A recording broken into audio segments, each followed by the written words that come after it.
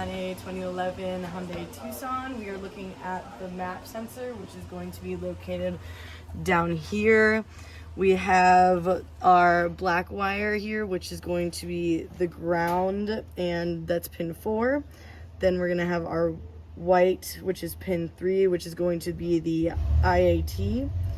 And then the yellow wire is going to be our pin 2 with it's going to be sensor power with a 5 volt. Then we have our blue and orange all the way at the end, which is pin 1, this is going to be our MAP signal, and it is a 4-pin connector. So we have back probed down here our 5 volt signal circuit for the MAP, and with the key on showing 3.9 volts just sitting there. If you want to start the car,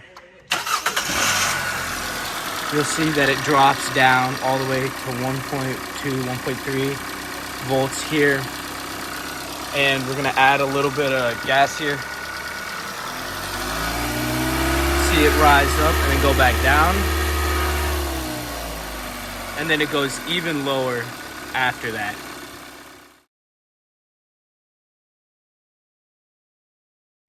Here we have the data stream for the MAP sensor. Right now it is sitting at a consistency because we are just at idle, but as the throttle is opening, you will see an increase and then a decrease while it's trying to regulate itself out. So at 2000 RPM, you'll see it try to regulate itself out, but then as it is let go, it's gonna dip back down and then even itself back out and try to find that regulating idle position. Yeah, here we're looking at the diagram for the mass airflow sensor.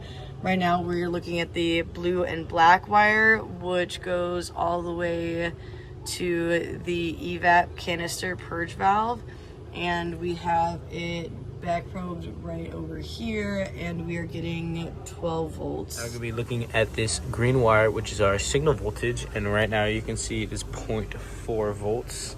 And when we start the car,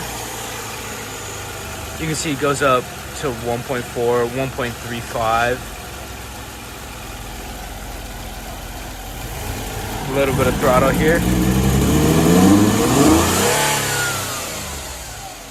The voltage increases.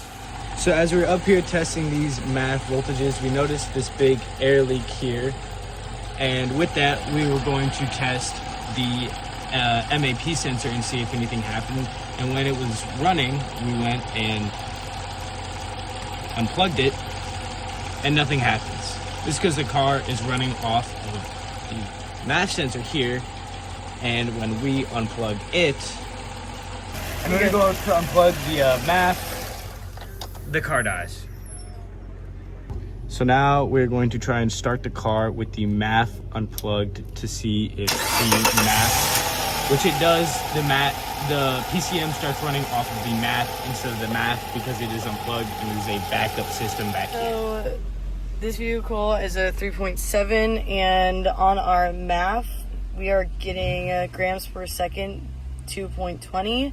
This is going to be slightly lower than what it should be, but it's not terrible, but it definitely is lower, and this is due to the tear that there is in the intake manifold area.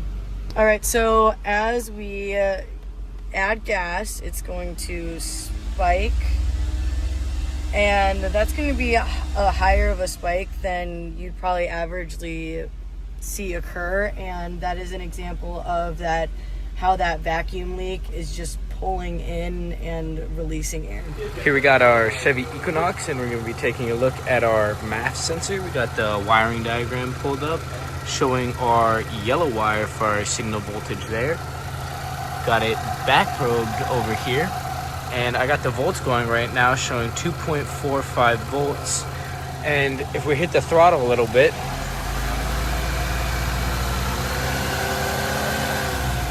you can see it stays exactly the same because this is a digital sensor and it is averaging that voltage on that yellow wire. But if I switch to frequency, you're going to see I'm reading 1.95 kilohertz.